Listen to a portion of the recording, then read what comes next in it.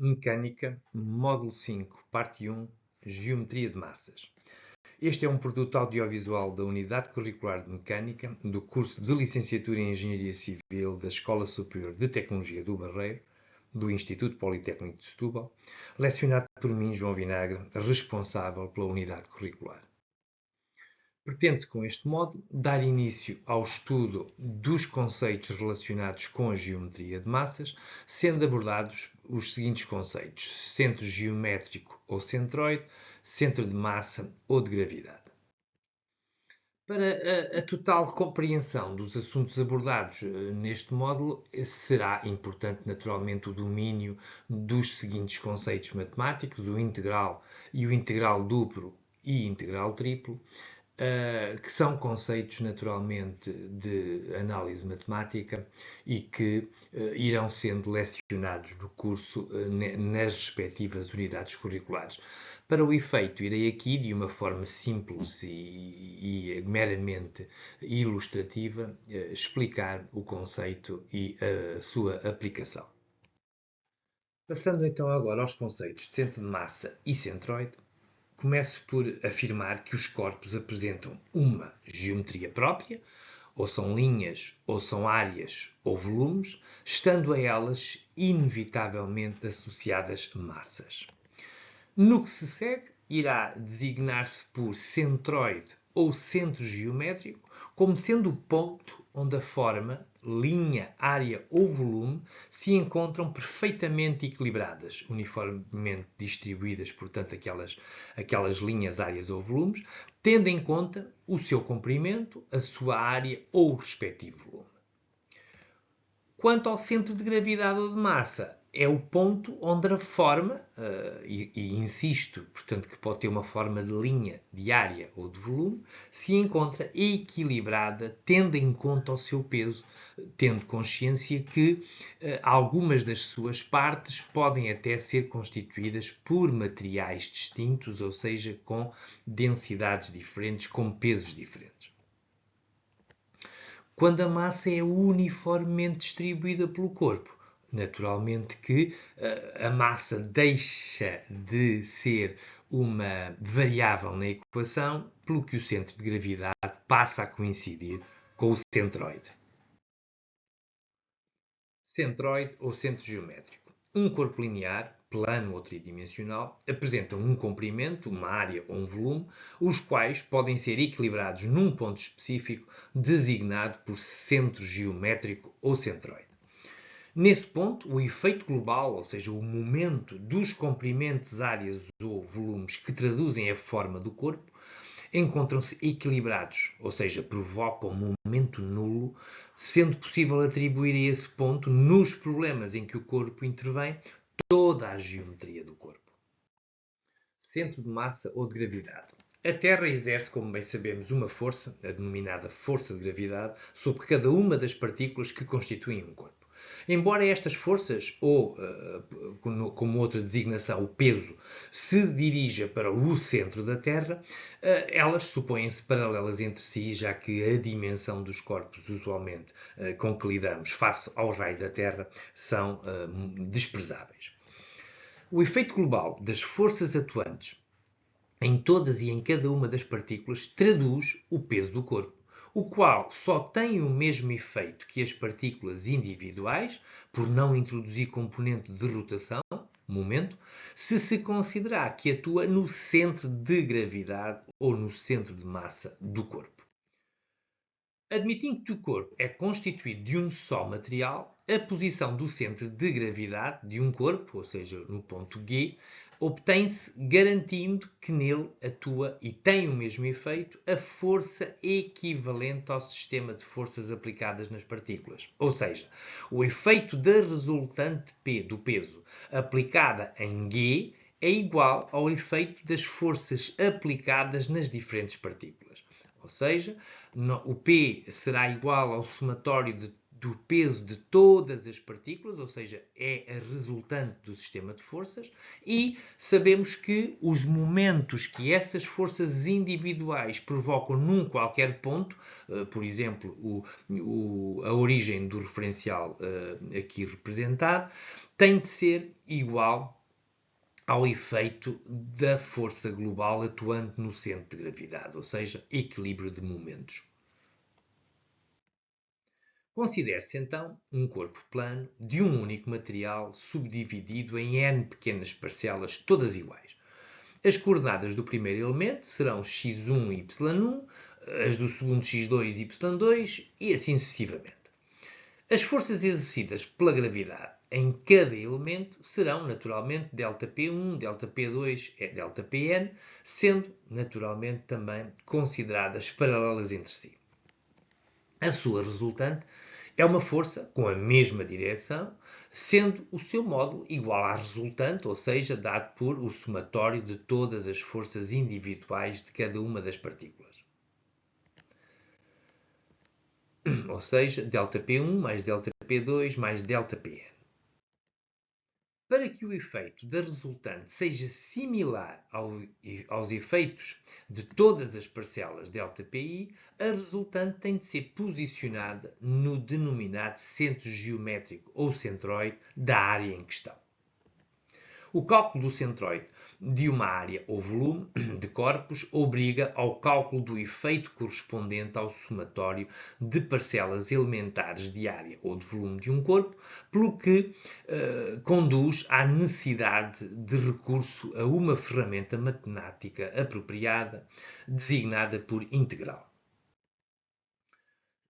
Vejamos então qual é o conceito de integral. Portanto, seja f uma função qualquer, contínua, definida num intervalo entre a e b.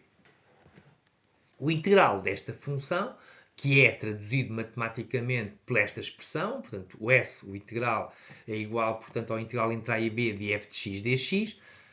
corresponde, na verdade, à área da região definida pela função e o eixo do x entre A e B. Portanto, é a área assombreada na figura.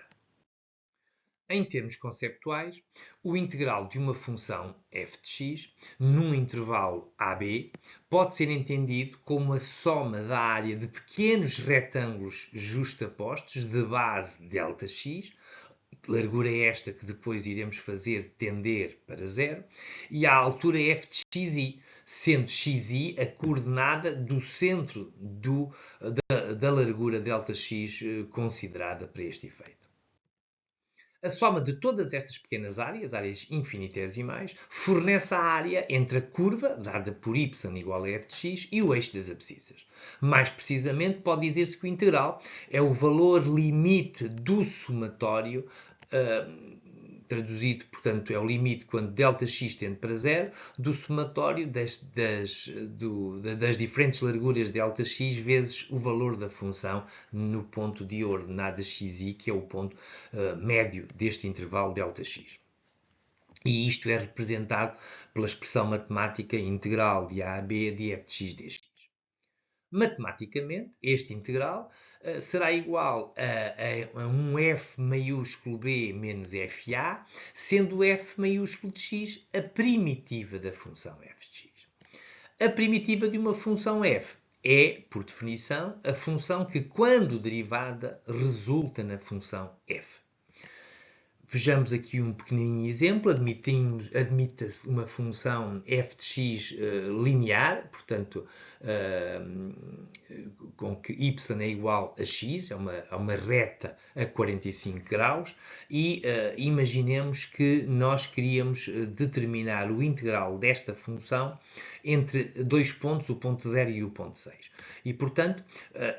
a primitiva da função x é, como eu disse, a função que derivada resulta em x e, portanto, neste caso, a função que derivada resulta em x será x² sobre 2, pelo que o integral entre 0 e 6 de x dx será nem mais nem menos que a função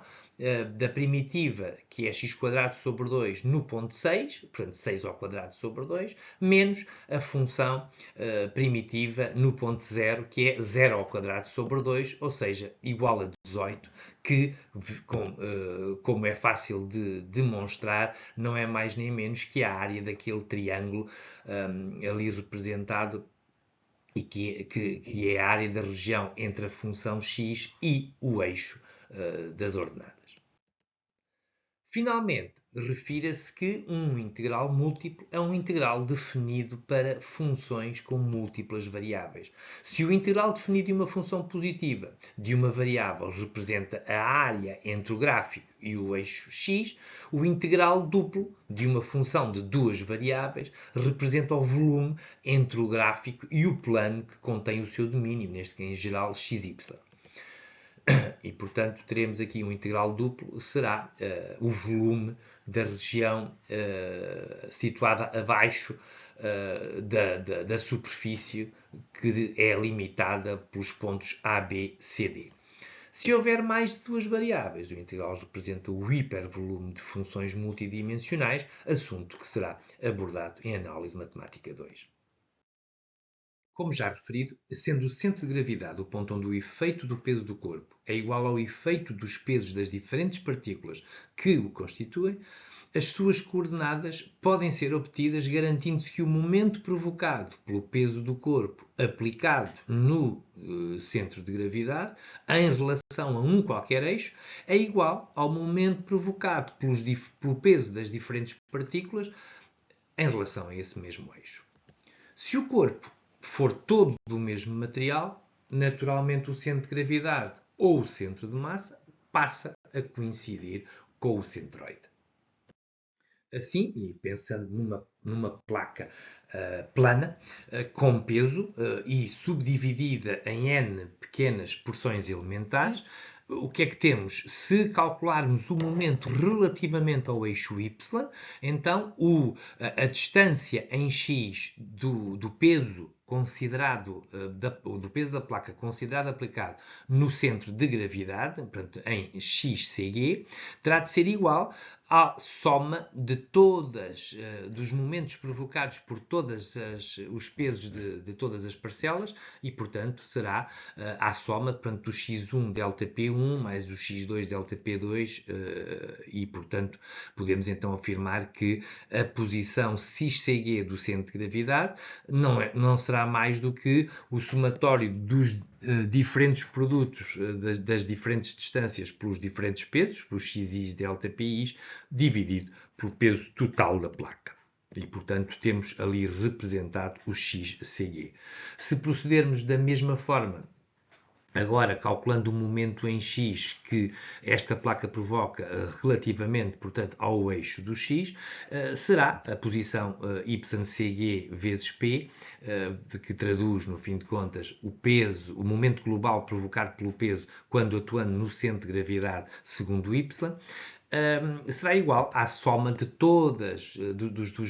produtos de todas as diferentes parcelas dos yis ΔPis, o que nos conduz a que a posição y do centro de gravidade não será mais do que o somatório dos yis ΔPis dividido pelo peso total da placa.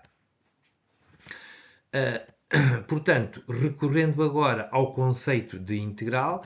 podemos então escrever que o xcg vezes o p será igual ao integral do x dp portanto, consequentemente, a posição do centro de gravidade segundo x não é mais do que o integral de x dp a dividir pelo peso total da placa e a mesma coisa em relação ao eixo y. O centro de gravidade ou de massa de uma área em relação a um eixo, e vamos aqui exemplificar com o eixo y, pode então ser obtido com recurso ao cálculo do integral atrás apresentado, e portanto o xcg vezes o peso da placa será igual ao integral de x dp, sendo este integral denominado por momento de primeira ordem, ou momento estático, da área em relação ao eixo y. E o mesmo raciocínio pode, obviamente, ser aplicado em relação à direção x. Portanto, o x é as distâncias ao eixo y, e é por isso é que ele se chama momento de primeira ordem em relação ao eixo y, e este integral denomina-se de momento estático em relação ao eixo y. Se o centro de gravidade estiver situado sobre um eixo coordenado, naturalmente que o momento estático da área em relação a esse eixo será garantidamente nulo. Reforço que quando o corpo rígido é composto por um único material, homogéneo, o centro de gravidade coincide sempre com o seu centro geométrico ou centroide, ou seja, o centro da figura geométrica que o corpo rígido apresenta. Tal não se verifica quando o corpo não for homogéneo e, portanto, composto por partes constituídas por diferentes materiais. Além disso, o centro de massa e o centro geométrico convém terem atenção que podem não estar localizados no próprio corpo rígido. Dou como exemplos, por exemplo, um anel. Um anel, o seu centro de gravidade está no centro digamos assim, da circunferência que permite a construção do anel e, consequentemente, está no vazio, digamos assim, na área que está vazia. Já outro exemplo interessante é o de um bumerangue, em que o centro de gravidade está nitidamente fora do corpo. Outro conceito importante e interessante é o conceito de uma área ou de um corpo simétrico. Bom, uma área A é considerada simétrica em relação a um eixo qualquer, B', se a todo o ponto P da área corresponder um ponto P' da mesma área, de modo que o segmento P', seja perpendicular ao eixo B', e sendo dividido o corpo em duas partes iguais por aquele eixo. Portanto, esta é a definição de área simétrica. Quando uma área ou uma linha possuem um eixo de simetria, o seu centro de gravidade está necessariamente sobre esse eixo. Exemplo, temos aqui um retângulo, portanto, se ele é simétrico, se ele apresenta este eixo de simetria segundo a direção x, garantidamente que o centro de gravidade segundo y estará garantidamente sobre este eixo. Se o eixo de simetria for escolhido como sendo o eixo x, obviamente que a coordenada YCE do centro de gravidade será nula, pois a todo o produto de um qualquer ponto YDA, ou YDL, se for uma linha, ou YDV, se for um volume, corresponderá um produto de igual valor, mas de sinal oposto, cuja soma, obviamente, se irá anular e, portanto, se um somado com o outro se anulam, garantidamente o centro de gravidade estará, portanto, no eixo de simetria. Se uma área A ou uma linha L possuem dois eixos de simetria, o seu centro de gravidade está necessariamente na interseção dos dois eixos. Esta propriedade permite calcular de imediato o centro de gravidade de algumas formas conhecidas, como os círculos, os retângulos, os triângulos, etc. Portanto, para um triângulo, sabemos que tem um eixo de simetria, digamos assim, este triângulo aqui apresentado, um eixo de simetria vertical, tem outro eixo de simetria, portanto, partindo ao meio, estou a pensar que é um triângulo equilátero, partindo ao meio o ângulo em D, e, portanto, o centro de gravidade está garantidamente na interseção destes eixos de simetria. Se tivermos uma secção tipo I, ela tem dois eixos de simetria, o BB' e o DD', e, portanto, o seu centro de gravidade está garantidamente na interseção destes dois eixos. Claro que se a forma for uma forma irregular, pois, naturalmente, não apresentando eixos de simetria, não poderei concluir nada relativamente ao seu centro de gravidade. Agora apresento esta outra figura e a pergunta que se coloca é: será que esta figura é simétrica? Como já vimos, uma figura é simétrica se, em relação a um qualquer eixo de simetria, eu puder encontrar um ponto P que, portanto, situado à mesma distância desse ponto ou eixo de simetria, e se conseguirmos encontrar sempre uma porção de região similar. E, portanto, realmente este corpo apresenta, relativamente ao ponto O, uma simetria.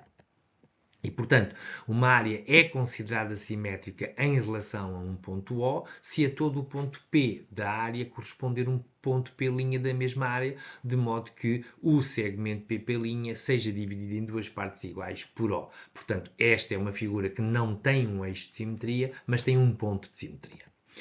Portanto, chamo a atenção que uma figura que possui um centro de simetria não possui necessariamente um eixo de simetria, é o caso desta figura, enquanto que uma figura que possui dois eixos de simetria não possui necessariamente um centro de simetria.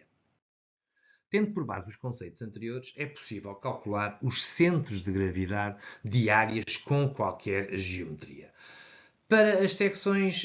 mais usuais, com formas geométricas simples, existem tabelas que fornecem os seus centros de gravidade, coincidentes naturalmente com os seus centroides, e as soluções destas superfícies foram obviamente determinadas ou por forma simples, porque elas são imediatas, digamos assim, em termos de cálculo, ou através do cálculo dos integrais das funções que as definem. Portanto, temos aqui o primeiro exemplo de uma secção retangular, em que, tendo dois eixos de simetria, o seu centro de gravidade estará a meio da base, segundo x, e a meio da altura, segundo y. Para um triângulo retângulo, no canto inferior esquerdo, pois ele estará a 1/3, 2/3 no que diz respeito à base e a 1/3, 2/3 no que diz respeito à altura. Se estivermos a falar de metade de um círculo, pois ele estará, no que diz respeito à base, no centro, no eixo de simetria, mas no que diz respeito digamos assim, à direção y, terá que se produzir ou calcular o integral, e ele conduziu a 4r sobre 3π, medido a partir da face reta.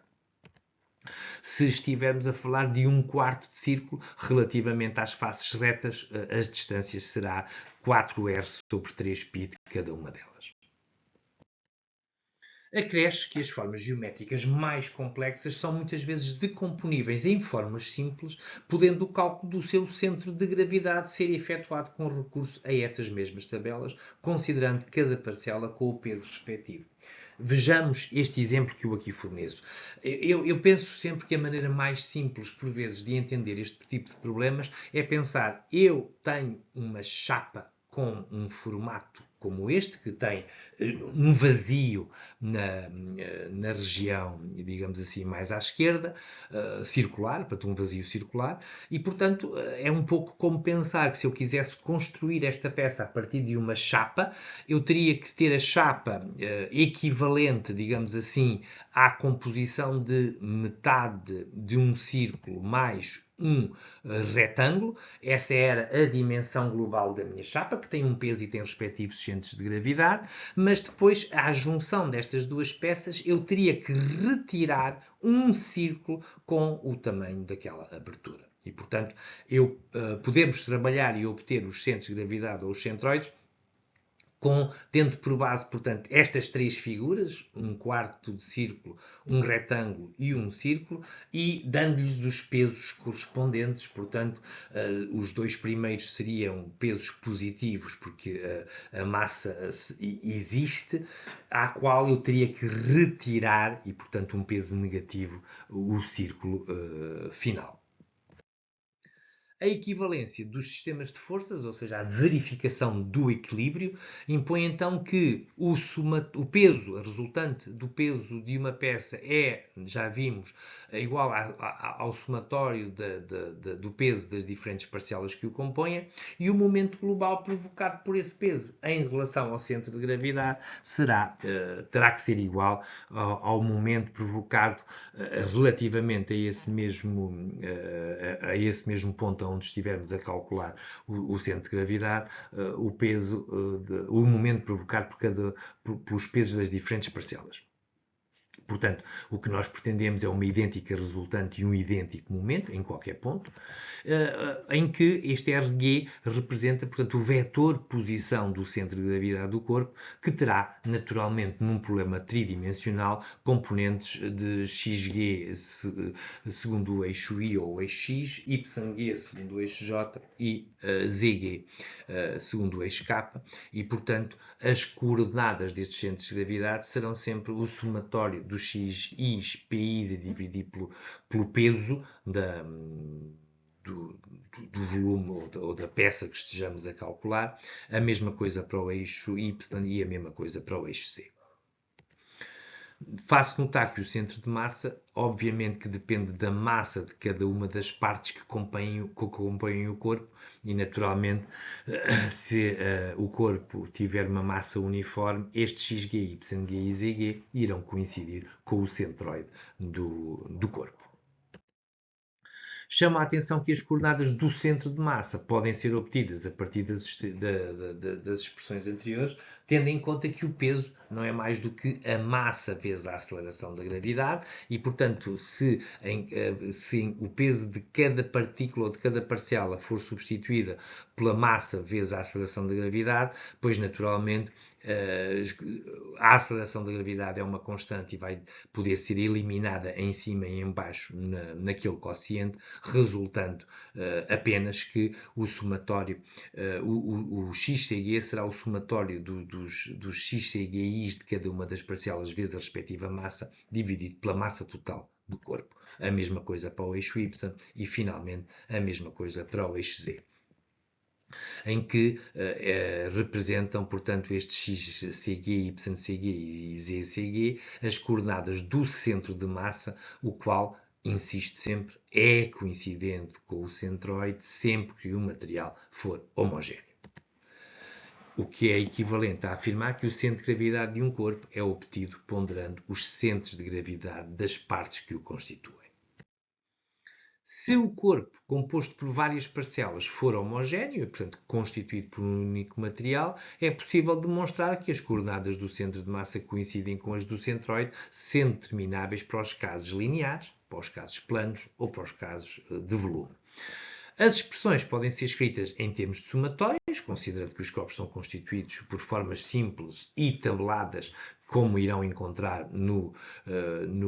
vossos formulários, ou por integrais para corpos de formas diversas. Assim, se estivermos a tratar de corpos lineares, homogéneos, ou seja, corpos que têm como uma forma uma linha, o centro de gravidade será sempre o somatório das diferentes parcelas lineares que o compõem, dividido pelo comprimento total das respectivas linhas, isto segundo x, y e z, em que o somatório do LI será o comprimento do corpo. Se estivermos a falar de corpos planos homogéneos, aqui o que conta é a área e, portanto, será o somatório das diferentes porções de área e o respectivo centro de gravidade a dividir pela área total, portanto, aqui o que conta será a área do corpo. E, finalmente, se estivermos a falar de corpos volumétricos homogéneos, o que conta agora é o volume e, portanto, será o somatório das posições dos diferentes centros de gravidade, dos volumes que o compõem, dividido pelo volume do corpo. Em termos matemáticos, como já vimos, os somatórios anteriores podem ser tratados como integrais para o cálculo exato das soluções e, portanto, os centros de massa podem ser considerados como integral do xdm dividido pelo integral do dm, em que aqui o integral do dm será a massa total do corpo. Se estivermos a falar dos centroides de linha, será, portanto, a relação entre os integrais, o momento estático do integral de xdl, ou ydl, ou zdl, dividido pelo integral da linha e, portanto, o que nos dá o comprimento total do corpo. Se falarmos de centroides de superfícies, serão a substituição pelas áreas e, finalmente, se estivermos a falar dos centroides de volume, será naturalmente substituir pelo volume. Se o corpo for composto por várias parcelas e elas sendo constituídas por diferentes materiais e, portanto, for um corpo não homogéneo, É possível continuar a calcular as posições do centro de gravidade desde que se conheça o peso específico do material, e o peso específico é o peso por unidade de volume, portanto, usualmente representado por gama e que tem unidades de newtons por metro cúbico, ou a densidade mássica do material, e a densidade é a massa por unidade de volume, ou seja, quilos por metro cúbico. Se tivermos esta informação, é possível demonstrar que as coordenadas do centro de massa não coincidem em geral com as do centroide do corpo, continuando a ser determináveis a partir dos centroides das partes homogéneas que o compõem. Cuidado é que por vezes, estes centros de gravidade podem coincidir com o centroide, vai sempre depender da forma como as massas estão distribuídas. No correto módulo, apresentaram-se, portanto, os conceitos fundamentais relacionados com o centro geométrico ou centroide e com o centro de massa ou de gravidade.